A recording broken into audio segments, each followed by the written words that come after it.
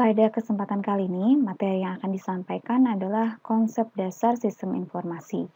Ini merupakan materi pertama dari mata kuliah konsep sistem informasi D3 Manajemen Informatika Poliban. Jadi di sini kita mengenal apa sih yang dimaksud sistem informasi, kemudian contohnya seperti apa, karakteristiknya bagaimana, kemudian komponennya apa saja. Nah, kita bahas di sini. Baik, sistem informasi itu kan terdiri dari dua kata ya, ada sistem, ada informasi. Kita bahas kata informasi dulu. Kalau mengenal informasi sudah pasti diawali dengan data. Apa sih yang dimaksudkan dengan data? Data adalah fakta kasar atau gambaran yang dikumpulkan dari keadaan tertentu. Jadi data adalah intinya adalah fakta yang belum diolah, berarti masih data mentah. Berarti fakta yang ada di lapangan sekarang, kejadian apa, angkanya bagaimana, itu masih berupa data, faktanya ya. Jadi belum diolah sama sekali nih. Contohnya apa? Contohnya misalkan kalau di data NIM, ada data nama, ada data nilai, ada data kehadiran, dan lain-lain. Nah, itu kan masih berupa data ya.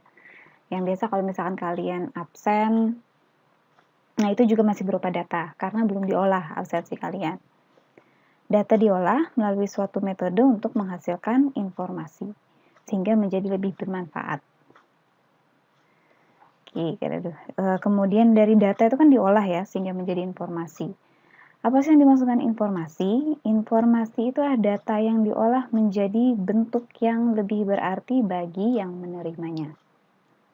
Jadi misalkan tadi contohnya seperti data mentah itu kan seperti nama, NIM, nilai kalian, data kehadiran setiap harinya. Nah, itu kan masih berupa data.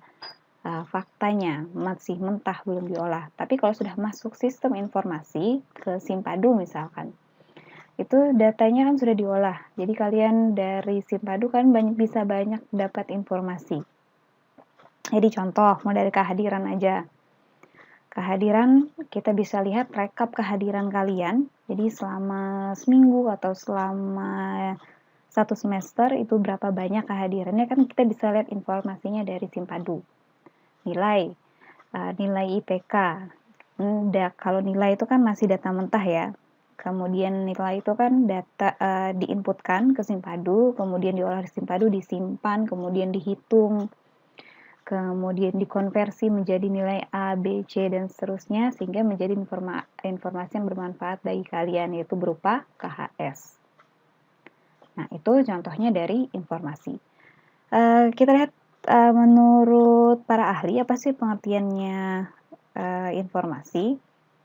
Menurut Raymond McLeod, informasi itu adalah data yang telah diolah menjadi bentuk yang memiliki arti bagi si penerima dan bermanfaat untuk pengambilan keputusan saat ini atau yang akan datang. Jadi informasi yang akan kita dapat itu, kalau menurut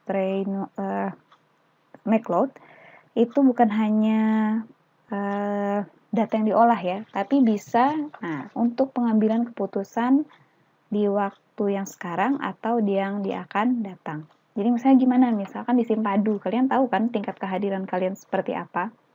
Jumlah kehadiran kalian bagaimana? Nah, dari situ kan kalian dapat info nih. Terus bagaimana kalian bersikap selanjutnya? Jadi misalkan jarang turun, kan ketahuan di Simpadu kan diinput setiap hari kan ya data kehadiran. Nah, data kehadiran ini kemudian jadi bahan pertimbangan bagi kalian untuk pengambilan keputusan ke depannya. Jadi, nih sudah dilihat di Simpadu tingkat kehadirannya rendah. Berarti sebelum dapat SP, seharusnya berarti lebih rajin lagi masuk kuliah. Atau bagi yang sudah rajin, sudah bagus nih, berarti bagaimana caranya supaya hadir terus sampai UAS nanti. Nah, jadi gitu untuk pengambilan keputusan ke depannya. Jadi informasi itu adalah hasil pengolahan data dalam bentuk yang lebih berguna dan lebih berarti bagi penerimanya, yang menggambarkan suatu kejadian nyata yang digunakan untuk pengambilan keputusan. Itu informasi. Awalnya dari data. Data itu kan masih berupa mentah ya, kemudian dibentuk, diolah dengan berbagai macam metode, sehingga menjadi informasi yang lebih berarti bagi yang memerlukan informasi, berguna untuk pengambilan keputusan ke depannya. Ini adalah siklus informasi. Jadi siklus informasi itu kita awali dari inputan dulu berupa data mentah. Inputan dari data mentah, kemudian data ini kan perlu diproses kan, pakai metodenya macam-macam. Pemrosesan data ini sudah pasti perlu tempat penyimpanannya. Penyimpanannya kita simpan di database. Kemudian dari hasil pemrosesan, kemudian ada outputnya berupa informasi. Dari informasi kemudian diterima oleh penerimanya. Nah, dari sini kemudian apa yang diterima, informasi yang diterima oleh si penerima informasi ini, apa yang akan dilakukan untuk pengambilan keputusan atau pengambilan aksi selanjutnya. Jadi dari informasi kita mengambil keputusan, melakukan action, melakukan tindakan atau perbuatan, kemudian baru dilihat hasilnya. Oke, dari lihat hasilnya kemudian bisa jadi data baru lagi. Data baru lagi, kemudian namanya juga siklus ya. Siklus itu tidak ada putus-putusnya. Balik lagi ke awal. Kalau akhir balik lagi ke awal, muter. Tapi informasinya di sini pasti lebih bagus daripada informasi yang pertama. Jadi digunakan untuk perbaikan-perbaikan selanjutnya. Jadi udah tahu sudah misalkan tadi tingkat kehadiran rendah, berarti kan melakukan aksi kan, berarti lebih rajin masuk kuliah. Nah, dilihat. Kalau dilihat resultnya berarti data kehadiran jadi semakin bagus nih selama 1 semester. Berarti cara yang dilakukan selama perkuliahan sudah benar. Jadi jadi data baru, kemudian diinput lagi, dan lain-lain. Dia muter terus siklusnya, namanya juga siklus informasi. Sehingga data atau informasi yang ada itu menjadi lebih bermanfaat ke depannya. Ini peran informasi dalam persaingan dunia bisnis. Informasi adalah alat untuk daya saing. Jadi kalau istilahnya di sekarang dalam bisnis ya, dalam ekonomi, yang punya informasi itu yang punya kuasa. Nanti kita lihat gimana maksudnya. Jadi informasi itu jadi alat untuk berdaya saing, atau yang membedakan, yang bisa menjadikan suatu perusahaan lebih baik dari perusahaan yang lain, suatu produk bisa lebih baik dari produk yang lain, suatu teknologi bisa menjadi lebih canggih daripada teknologi yang lain. Nah, itu adalah manfaat dari informasi, terutama dalam bisnis. Competitive advantage-nya ya, kelebihan mereka dalam berkompetisi, itu yang mempunyai informasi, yang punya data. Ya, biasanya pihak manajemen menggunakan informasi untuk apa? Yang pertama untuk buat perencanaan. Untuk membuat perencanaan ke depan itu sudah pasti harus ada dasarnya kan? Kenapa harus buat rencana A? Kenapa harus buat rencana B? Harus rencana C? Itu ada dasar pengambilan keputusannya. Dilihat dari apa? Dilihat dari informasi yang kita kumpulkan, yang dimiliki oleh perusahaan. Jadi harus berdasarkan informasi yang ada. Yang kedua, melakukan kontrol. Melakukan pengaturan, pengawasan, manajemen, itu bisa dilakukan dari informasi yang didapatkan. Kemudian peranan yang ketiga, pihak manajemen menggunakan informasi untuk apa? Untuk pengambilan keputusan. Jadi bisa lanjutan yang dari sebelumnya tadi disebutkan, dengan informasi yang dimiliki biasanya keputusan-keputusan penting bisa dilakukan dan lebih efektif. Jadi misalkan data penjualan ya, data penjualan misalkan di satu daerah, misalkan di Kayu Tangi ini kenapa daerah penjualan produk itu rendah, kan dicari tahu penyebabnya ya, itu kan diperoleh dari informasi yang dimiliki, yang dikumpulkan. Nah, dari situ misalkan dasarnya rendah karena kurang promosi, berarti langkah yang selanjutnya dilakukan adalah melakukan promosi dan lain-lain, upaya perbaikan. Jadi itu manfaatnya informasi untuk pengambilan keputusan. Tadi sudah informasi. Kemudian kata dari sistem informasi yang kita bahas adalah sistemnya. Apa yang dimaksudkan sistem? Sistem itu adalah kumpulan bagian-bagian bekerja sama untuk mencapai tujuan yang sama. Sistem itu berarti kumpulan bagian-bagian ya. Jadi bagian-bagian ini kan bukan berarti bagian yang sama. Jadi komponennya beda-beda, tapi bekerja sama untuk mencapai tujuan yang sama. Contohnya apa? Contohnya tata surya. Di tata surya itu kan anggotanya bukan cuma bumi saja kan, bukan cuma planet. Ada matahari, ada bulan, ada planet-planet yang mengitari, kemudian ada bintangnya dan lain-lain. Itu kan komponennya beda-beda, tapi mereka membentuk suatu tujuan yang sama agar tata surya berjalan dengan semestinya. Kemudian ada sistem pencernaan. Sistem pencernaan mulai dari mulut, tenggorok, kerongkongan, kemudian sampai ke lambung dan seterusnya. Kan komponennya beda-beda ya, tapi digunakan untuk apa? Untuk mencerna makanan. Mulai dari awal, mulai dari masuk mulut, mulai sampai dari kerongkongan, masuk lagi ke dalam ke lambung, nanti dicerna sampai ke usus besar, usus halus, usus besar, itu dicerna sampai sari-sari makanan sehingga bisa diedarkan ke seluruh tubuh. Sistem transportasi umum kan banyak ya, ada mobil, ada kendaraan, kalau kereta juga ada, pesawat, bus dan lain-lain. Sistem otomotif, sistem komputer atau sistem informasi. Ini beberapa contoh dari sistem. Kita lihat pengertian dari sistem. Sistem itu adalah sebagai suatu kumpulan atau himpunan dari unsur-unsur atau variabel-variabel yang saling terorganisasi, saling berinteraksi, dan saling bergantung satu sama lain. Kalau menurut Murdyk and Rose, tahun 93, sistem adalah seperangkat elemen yang digabungkan satu dengan yang lainnya untuk tujuan bersama. Contohnya apa? Contohnya ini. Nah, kita kalau lihat gambar ada bagian akademik, bagian keuangan, ketua program studi. Nah, anggap aja ini sistem informasi Simpadu kita ya, sistem informasi kepegawaian dan akademik. Ya, menggunakan Simpadu itu kan macam-macam ya, bukan hanya kalian mahasiswa, bukan hanya ibu sebagai dosen, tapi oleh user-user yang lain. Karena Simpadu itu mengurus bagian akademik, sudah pasti digunakan juga oleh bagian akademik. Bagian keuangan juga pakai Simpadu untuk budgeting.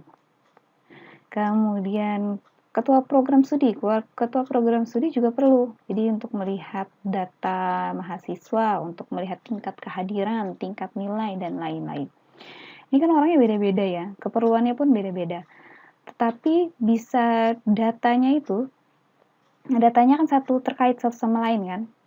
Nah, itu yang mereka membuat jadi sistem yang terpadu, yang saling terorganisir dengan baik, yang saling berinteraksi, saling berkaitan, sehingga mencapai tujuan yang bersama. Kalau Simpadu berarti memberikan data tentang data akademik, kemahasiswaan, pembelajaran, kemudian data kepegawaian juga ada. Nah, yang bisa digunakan oleh seluruh aktivitas akademika di kampus. Kalau menurut Scott, sistem itu terdiri dari unsur-unsur seperti inputan, pengolahan, serta keluaran. Jadi kalau menurut Scott itu ada input, ada proses, ada output. Jadi sama seperti informasi ya. Data itu kan sebagai inputan kemudian diolah, kemudian sehingga menjadi informasi yang bermanfaat. Tapi kalau menurut Scott ada satu tambahan komponen lain yaitu feedback. Feedback apa tujuannya? Feedback itu untuk masukan ke depannya. Jadi dari output itu kan kita lihat hasilnya ya. Kita lihat hasilnya, kita dapat feedbacknya, tanggap baliknya itu kita dapat hasil evaluasinya. Kira-kira hasilnya yang hasil dari pemrosesan itu sudah bagus atau belum? Kalau tidak berarti ada proses perbaikan. Atau misalkan proses sudah baik, berjalan dengan baik, berarti prosesnya sudah bisa terus dilanjutkan, ini caranya sudah benar. Itu manfaatnya dari feedback untuk proses monitoring, perbaikan proses selanjutnya. Kalau menurut McLeod sendiri, lagi menurut pendapat ahli yang lain yaitu McLeod, sistem itu adalah sekelompok elemen-elemen yang terintegrasi dengan maksud yang sama untuk mencapai suatu tujuan dan untuk menjamin prosesnya berjalan dengan baik, maka dihubungkan dengan mekanisme kontrol. Mirip-mirip lah dengan yang punya Scott tadi ya, yang ini. Kalau di sini Scott namanya feedback, kalau di sini di McLeod namanya mekanisme kontrol. Prosesnya hampir sama, ada inputan, ada transformasi. Transformasi kan proses juga ya, proses perubahan dari input menjadi output. Tapi McLeod harus mengerti dulu tujuannya untuk sistem itu dibuat untuk apa sih? Tuh. Jadi harus tahu tujuannya untuk apa, kemudian harus ditentukan mekanisme pengaturan, mekanisme kontrolnya seperti apa, baru itu yang diterapkan dalam proses transformasi. Jadi prosesnya berjalan dengan baik karena ada mekanisme kontrol. Ini karakteristiknya sistem. Karakteristik sistem itu ada 7 secara umum. Ada boundary. Boundary itu batasannya. Jadi elemen atau unsur yang termasuk di dalam dan di luar sistem. Jadi tentukan yang masuk di dalam sistem itu kira-kira elemennya apa, yang di luar bagaimana. Jadi kita udah tahu batasan dari sistem itu seperti apa. Kemudian lingkungan, environment-nya. Lingkungan itu yang ada di luar sistem. Jadi misalkan seperti asumsi, kendala-kendala apa, halangan, rintangan, kemudian input terhadap sistem bagaimana, itu environment, lingkungan luar. Jadi di luar boundaries itu, di luar yang batasan di atas, itu ada lingkungan sistem. Karakteristik sistem yang lainnya, harus ada ini, inputan.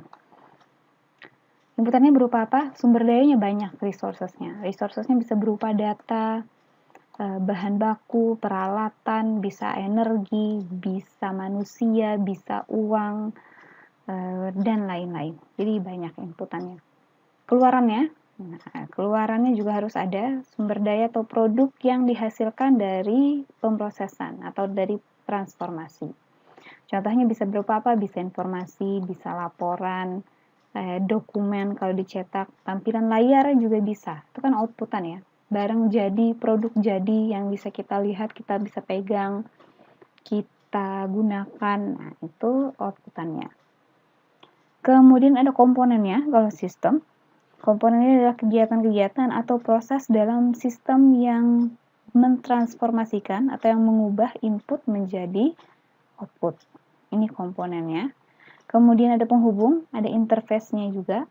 Jadi komponen atau sistem dan lingkungannya bertemu dan berinteraksi. Itu pakai interface.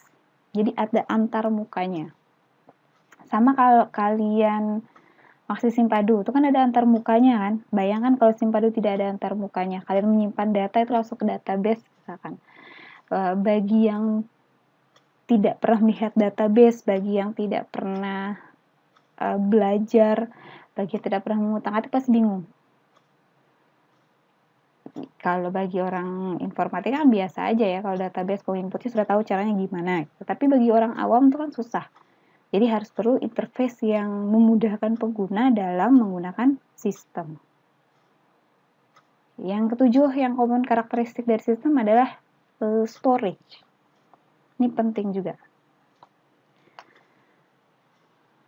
Tempat untuk penyimpanannya ya. Nah, perlunya diperlukan storage. Kita masuk ke pengertian subsistem. Jadi, apa sih yang dimaksud dengan subsistem? Subsistem itu adalah sistem yang kompleks. Itu kan terdiri dari beberapa macam komponen ya, atau beberapa subsistem. Jadi, sebuah sistem dalam sistem yang lebih kecil lagi. Itu subsistem. Contohnya seperti apa? Contohnya seperti sistem mobil. Mobil itu kan bergerak, ada banyak komponen-komponen dalamnya ya. Ada subsistem bahan bakar, berarti ini adalah sistem yang mengenai proses pengolahan bahan bakar, gimana caranya bensin jadi sumber tenaga sehingga mobil bisa bergerak. kemudian ada sistem pendorongnya, kemudian ada kelistrikannya. Itu kan beda lagi ya, ini kan beda-beda komponen. Subsistem kelistrikan itu beda-beda dengan yang subsistemnya bahan bakar. Mereka punya cara kerjanya masing-masing. Ada subsistem rem juga ada. Contoh yang lain bagaimana? Contohnya seperti sistem komputer. Nah, komputer itu kan ada banyak komponennya ya, ada subsistemnya. Ada CPU. CPU ini kan otaknya ya. Jadi untuk pemrosesan segala macam pakai ada CPU. CPU yang mengolahnya. Kemudian untuk memasukkan data, nah itu kan ada subsistem inputan sendiri kan. Perangkatnya aja beda dengan yang ada di CPU. Sana ada masukan, keluaran juga ada. Nah, untuk keluaran kan alatnya, perangkatnya, sistemnya, cara kerjanya berbeda dengan yang ada di masukan. Makanya mereka punya sistem tersendiri. Sampai penyimpanan di sistem komputer juga ada, kan beda ya. Sistem informasi perusahaan misalkan. Sistem informasi perusahaan itu kan agar perusahaan bisa berjalan dengan baik, itu kan banyak menggunakan sistem informasi ya. Ada yang sistem informasi akuntansi, berarti ini mengatur tentang data masalah keuangan. Sistem informasi pemasaran, berarti ini mengatur mengolah data tentang pemasaran, marketing. Beda lagi dengan personalia, ini sistemnya beda-beda, karena kerjanya pun beda, yang ditangani beda, outputnya pun berbeda. Makanya ini disebut subsistem dari sistem. Jadi sistem yang lebih kecil lagi. Oke, ini contohnya subsistem adalah sistem dalam suatu sistem di mana sistem berada lebih dari satu tingkat di bawahnya. Jadi misalkan ini tadi ya, sistem informasi perusahaan ya. Misalkan ini namanya Management Information System yang ada di perusahaan. MIS ini kan banyak komponennya ya, bukan hanya accounting saja, bukan, tapi ada banyak, ada marketing aplikasinya yang digunakan oleh orang-orang marketing, kemudian ada finance application, berarti aplikasi yang digunakan oleh orang-orang finance, kemudian oleh keuangan, kemudian accounting juga ada. Ini kan beda berarti yang digunakan ya, datanya pun juga beda. Kalau accounting berarti untuk pembukuannya. Kemudian kalau production, kalau institusinya perusahaan yang mengenai masalah produksi, berarti ada production application. Jadi sistem produksinya semua sudah terkomputer. Nah, ini mengaturnya adalah production application. Ada engineer application, production application lagi. Nah, semua ini datanya saling terintegrasi, dihubungkan oleh DBMS, Database Management System, disimpan dalam suatu database besar, big data. Jadi datanya saling terhubung. Contohnya gimana? Contohnya marketing. Marketing misalkan ingin melakukan promosi, dia dapat budgetnya, dapat uangnya dari mana? Dari finance. Pencatatannya di mana? Pencatatannya dilakukan oleh accounting. Nah, datanya terkait kan? Nah, sebagai datanya saling terkait, saling terhubung satu sama lain, melaksanakan pekerjaannya masing-masing, sehingga menjadi suatu sistem besar dalam perusahaan yang mengatur, memudahkan perusahaan untuk menjalankan proses bisnisnya. Oke, kalau ada subsistem, ada lagi yang disebut dengan supersistem. Supersistem ini adalah bagian sistem yang lebih besar. Nah, sistem yang lebih besar itu disebut dengan supersistem. Jadi contohnya gimana? Kalau tadi subsistem sudah tahu ya, ini yang punyanya bagian-bagian yang lebih kecil dari MIS, Management Information System, itu masuk subsistem. Nah, MIS ini masuk ke ada lagi sistem informasi perusahaan. Sistem informasi perusahaan yang semuanya itu jadi sistem informasi perpustakaan, sistem informasi perusahaan dikumpulkan itu kan banyak ya. Ada sistem informasi akuntansi, ada MIS tadi, Management Information System. Kemudian ada juga sistem yang untuk decision system. Nah, ini komponen-komponen yang lebih besar lagi. ada office automation, kemudian ada expert system. Nah, digunakannya untuk apa sistem ini? Sistem ini digunakan untuk data yang didapat untuk pengambilan keputusan. Oke, jadi kalau ada masalah yang dihadapi, yang ditemukan di perusahaan, pengambilan keputusannya berdasarkan apa? Pengambilan keputusannya berdasarkan informasi yang dimiliki oleh super sistem yang ada di perusahaan. Jadi dengan demikian bisa menghasilkan keputusan yang bisa memecahkan masalah, bisa tepat sasaran, bisa meringankan biaya, dan lain-lain. Oke, itu yang maksud dengan super system. Kemudian, jadi apa sih maksudnya dengan sistem informasi? Sistem informasi itu adalah suatu kesatuan yang terdiri dari komponennya, ada orang, ada data, ada prosedur, ada hardware, ada software yang saling berinteraksi untuk mencapai tujuan manajemen informasi. Jadi sistem informasi itu komponennya ada banyak ya. Tujuannya untuk apa? Tujuannya untuk manajemen informasi. Oke, komponennya mulai dari orangnya, datanya, prosedurnya, hardware, software. Nah, mereka kan saling berinteraksi. Tujuannya untuk apa? Tujuannya untuk manajemen informasi masing-masing aplikasi. Contohnya sistem informasi penjualan, sistem informasi reservasi pesawat, sistem informasi kepegawaian. Nah, sistem informasi penjualan itu kan tujuannya untuk mencatat atau manajemen data-data semua penjualan. Jadi bagaimana mulai dari penyediaan bahannya, penyimpanan, sampai nanti keluarnya bagaimana, berapa keuntungan yang dihasilkan, itu dicatat oleh sistem informasi. Sistem informasi pesawat, sistem informasi pesawat juga gitu kan ya. Komponennya ada banyak, sudah pasti ada orangnya, ada datanya, ada prosedurnya, ada hardware, ada software. Proses bisnisnya itu untuk reservasi pesawat dari awal, mulai mencari infonya dulu, kemudian proses pemesanan, pembayaran, sampai akhirnya dapat customer bisa dapat tiket pesawat. Sistem informasi kepegawaian juga bisa. Manajemen informasi itu meliputi 3 proses ini. Yang pertama adalah pengumpulan data, yang kedua proses data menjadi informasi yang akurat dan bermanfaat. Jadi yang pertama itu mengumpulkan datanya dulu, data itu kemudian diproses tahap kedua. Kemudian yang ketiga adalah mendistribusikan informasi dengan tepat waktu untuk pengambilan keputusan. Jadi informasi itu bermanfaat untuk mengambil keputusan selanjutnya. Ini komponen sistem informasi berbasis komputer menurut Stairs. Jadi ada 6 komponen ini yang dimiliki oleh sistem informasi berbasis komputer. Yang pertama ada hardware. Hardware itu perangkat kerasnya.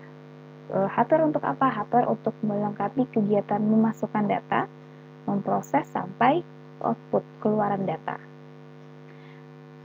Selain hardware ada software. Pasti perlu software. Sudut aplikasi yang digunakan, perangkat lunaknya yang akan digunakan, nah itu harus ada. Kemudian database juga ada. Database itu kan kumpulan data dan informasi yang diorganisasikan sehingga mudah diakses. Jadi informasi itu kan datanya banyak ya. Data banyak itu gimana sih supaya menghasilkan datanya tepat waktu, bermanfaat, cepat, tidak ada errornya. Nah, itu diatur. Makanya ada database. Kemudian ada lagi telekomunikasi, komponen yang keempat, komunikasi untuk menghubungkan antara pengguna dengan sistem komputer. Jadi ada telekomunikasinya, ada jaringannya. Kemudian yang penting juga ada manusia, ada personilnya. Jadi sistem informasi kan ada penggunanya ya, manusia personilnya. Mulai dari itu manajer, analis, programmer, operator yang bertanggung jawab terhadap perawatan sistem. Yang terakhir, yang penting juga adalah prosedur atau tata cara. Prosedur atau tata cara ini bisa meliputi strategi perusahaan, kemudian kebijakannya seperti apa, metodenya, peraturan dalam menggunakan sistem informasi seperti apa. Nah, itu prosedur dan tata cara. Ini perkembangan peran sistem informasi berbasis online. Oke, kita lihat dari sejarahnya dulu ya. Sejarahnya sistem informasi itu mulai ada perannya awal munculnya dari tahun 1950-an. Nah, tahun 1950-an sistem informasi itu untuk apa? Untuk pemrosesan data. Istilahnya dikenal dengan sistem elektronik data processing. Jadi pemrosesan data transaksi, pencatatan, aplikasi, akuntansi tradisional. Jadi awalnya yang tulis tangan yang masih berupa dokumen-dokumen, tahun 1950 sudah mulai berubah. Data disimpan di sistem informasi berbasis komputer. Nah, itu eranya pemrosesan data 1950 sampai 60. Kemudian naik lagi 10 tahun kemudian trennya kan berubah lagi. Data bukan hanya disimpan saja, tapi data juga bisa di-manage, diatur. Jadi itu eranya adalah tahun 1960 sampai 1970, itu adalah pelaporan manajemen data. Jadi dikenalnya informasinya adalah SIM, System Information Management, atau MIS, Management Information System. Jadi laporan manajemen untuk informasi yang telah ditentukan terlebih dahulu dalam rangka mendukung pengambilan keputusan. Jadi karena sudah diatur dengan baik, di-manage dengan baik, bisa untuk pengambilan keputusan. Kalau di awalnya ini hanya input data saja, jadi data yang banyak itu diinput, kalau mau cari lebih gampang, gitu, tertata, teratur dengan baik, itu di awalnya era sistem informasi. Kemudian naik lagi 10 tahun selanjutnya, eranya adalah era decision support system, nama sistem informasinya. Jadi ini adalah dukungan interaktif untuk proses pengambilan keputusan manajerial. Jadi untuk tingkatan yang lebih tinggi lagi, ibaratnya bos-bosnya itu mau mengambil keputusan itu kan ada dibantu sistem informasi. Tuh. Kemudian naik lagi eranya, terus berkembang sampai era tahun 1980-an sampai era 1990. Ini adalah dukungan strategis dan pemakai akhir. Jadi ini sistem end user computing yang mendukung komputer langsung untuk produktivitas pemakai akhir dan kerjasama berkelompok. Jadi kalau sistem end user computing ini komputer itu membantu produktivitas sehari-hari dalam pekerjaan sehari-hari. Dalam berkolaborasi, dalam bekerja kelompok itu bisa dilakukan. Kemudian executive information system. Nah, ini apa maksudnya? Informasi penting untuk pihak manajemen. Ibaratnya pihak pimpinan manajemen puncak ya, para pimpinan. Itu sistem informasinya, datanya itu kan berbeda dari karyawan biasa kan. Kalau executive information system itu datanya lebih ringkas, datanya lebih merangkum untuk pimpinan manajemen bisa dapat informasi, bisa untuk pengambilan keputusan dari situ. Kemudian ini yang masuk kategori ini juga adalah expert system. Jadi apa yang dimaksudkan expert system? Expert system itu adalah saran ahli berbasis pengetahuan untuk pemakai akhir. Jadi sistem informasinya sudah ilmunya sudah seperti pakar ya, sama juga expert. Jadi kalau sudah seperti pakar, keilmuannya juga lebih dalam. Misalnya sistem informasi kesehatan, di expertnya yang pengetahuannya yang diadopsi adalah expert sistemnya para dokter. Jadi bisa menentukan penyakitnya apa dengan memasukkan gejala-gejala di sistem informasi. Nah, kalau berdasarkan pengetahuan kesehatan seperti apa, itu dapat hasilnya. Itu bisa contohnya adalah untuk expert system. Kemudian ada juga yang disebut dengan sistem informasi strategis. Informasi strategis adalah produk dan layanan strategis untuk keunggulan kompetitif.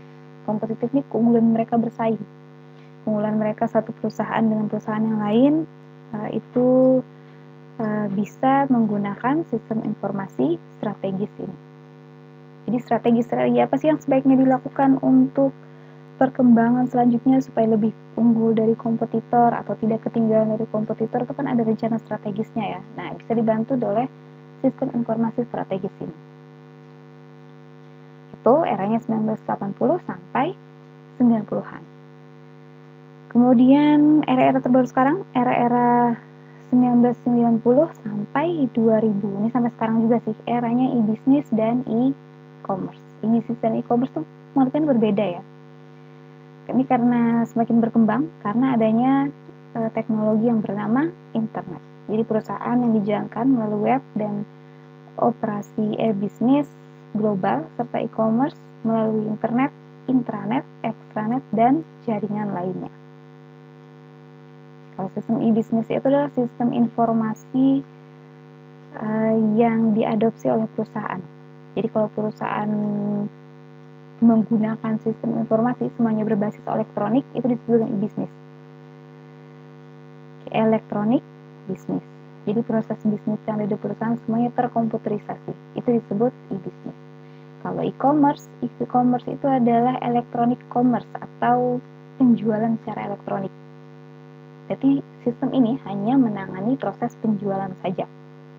Kalau e-business itu menangani seluruh proses bisnis perusahaan. E-commerce salah satunya. Jadi e-commerce-nya masuk dalam bagiannya e-business. Bisnis cakupannya lebih luas lagi. Bukan hanya e-commerce, tapi bisa juga untuk pengaturan sumber daya, pengaturan keuangan, accounting, manajemen, strategis, sistem informasi strategis, dan lain-lain. Itu sudah e-business cakupannya. Lebih luas lagi. Oke, nah ini salah satu contoh sistem informasi yang pasti pernah kalian gunakan. Dalam satu semester pasti ada aja pernah mengakses aplikasi ini kan, sistem informasi ini kan. Nah ini, jadi di Simpado, ini sistem informasi akademik dan kepegawaian terpadu miliknya kampus kita, Poliban. Jadi ini kan diakses bukan hanya kalian sebagai mahasiswa, tapi dosen juga ada, para pegawai juga bisa mengaksesnya, para unit-unit yang ada di Poliban juga bisa mengakses. Nah ini sistem informasinya. Baik, sampai di sini penjelasan tentang konsep dasar sistem informasi. Kalau ada pertanyaan, silahkan tanyakan di forumnya di MS Team. Silahkan ketik saja pertanyaannya di situ. Kita diskusi bareng-bareng. Nah, silahkan ketik pertanyaan di sana. Dan untuk pertemuan kali ini, absennya Ibu lihat dari jawaban kalian menjawab pertanyaan Ibu sebagai berikut. Pertanyaan Ibu adalah, sistem informasi apa yang pernah kalian gunakan? Sistem informasi apa yang pernah kalian gunakan? Satu saja sistem informasinya. Kemudian apa manfaatnya kalian menggunakan sistem informasi tersebut? Simpado jangan lagi ya. Simpado sudah ada kan di slide, jadi jangan lagi. Selain Simpado, kalian mengakses sistem informasi apa sih? Nah, bisa digunakan, bisa kalian jelaskan. Apa manfaatnya kalian menggunakan sistem informasi tersebut? Oke, jawaban kalian di forum diskusi di MS Team itu akan Ibu jadikan sebagai absensi untuk hari ini. Akan presensi untuk hari ini. Jadi contohnya gimana? Contohnya tadi kan sistem informasi kan ada banyak contohnya ya. Ada sistem informasi kepegawaian, ada sistem informasi reservasi tiket, ada e-commerce, ada banyak macam-macam yang lainnya. Silahkan dijelaskan, kalian pernah menggunakan apa saja sih? Nama sistemnya ya, namanya yang jelas. Kalau penggunaan e-commerce-nya apa? Kan banyak. Kalau marketplace apa? Kan banyak. Dan apa manfaat kalian dari menggunakan sistem informasi tersebut? Itu bentuk presensinya untuk hari ini. Kalau pertanyaan, silahkan ditanyakan. Oke, Ibu akhiri.